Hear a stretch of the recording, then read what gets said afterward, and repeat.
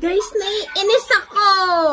Alam nyo ba, gusto ko lang naman magluto ng itlog na nilaga. Kasi hindi ko talaga siya mapiperfect. Pero tas tinuruan ako ng asawa ko. Sabi niya, ilagay ko lang daw sa sa kaldero ng kulong tubig. Tapos tignan nyo guys kung ano nangyari sa itlog ko. Ayan ang nangyari! Diyos mio Marimar, ano pang kakainin ko dyan? Ay, Diyos mio! Parang na-shredded egg naman ang nangyari niyan.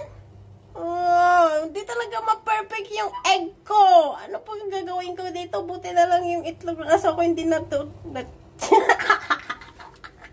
Joke lang. Ay, Diyos ko, Mio. Ano pang kakainin ko dito?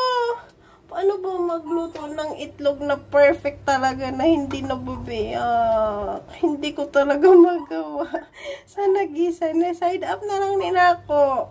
Tingnan mo, ano pang makakain ko dito?